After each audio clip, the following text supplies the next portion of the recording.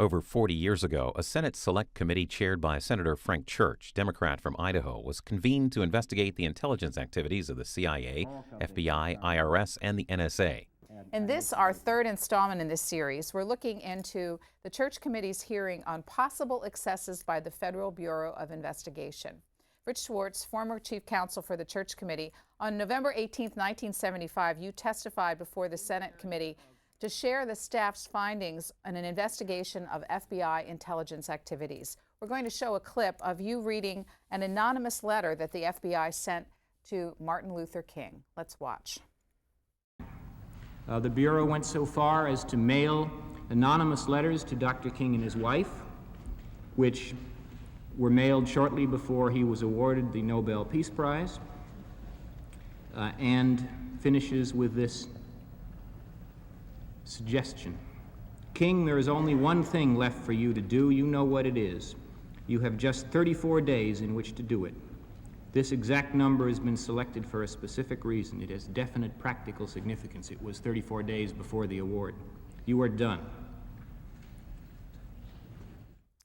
Give us some context for what we just saw. Why was the FBI looking into the activities of Martin Luther King? Well, right after I made that statement, Fritz Mondale, who was really the hero of the committee on the FBI side, everybody was a hero, but he was a special one, he asked me a question. If I can interrupt, that was taken by Dr. King to mean a suggestion for suicide, was it not? That's our understanding, Senator. And the answer was, it was intended, and it was taken as an effort by the King family and the King associates like Andy Young to get him to commit suicide.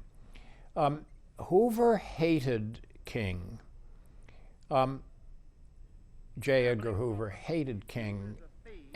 Hoover had a negative view of what were then called Negroes. Indeed, on the very afternoon of King's I Have a Dream speech in Washington, D.C., in the bowels of the FBI's office, they resolved to destroy Martin Luther King. And they set out to do that in lots of ways. They persuaded the Kennedy brothers to agree to wiretapping of King and King's close associates. They did that, we later discovered, by exaggerating the role of an advisor to King, his closest white advisor, Stanley Levison, who had been a member of the Communist Party, but who left the party and the party turned against him. But what the FBI told John Kennedy and Robert Kennedy was that he was a member of the Communist Party and a close advisor of King, and they wanted to get the wiretaps. They then obtained, or they didn't have to obtain permission. Under the rules then, the FBI could put a bug in anybody's house, in anybody's bedroom, and they put bugs in hotel rooms that King was going to use, and they made recordings from that and then sent those to King with the letter. Now, if you had received such a letter, how would you have interpreted it? What would you have thought it meant? I have read that statement.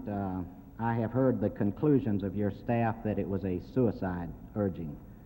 I can't find any basis upon which they drew that conclusion.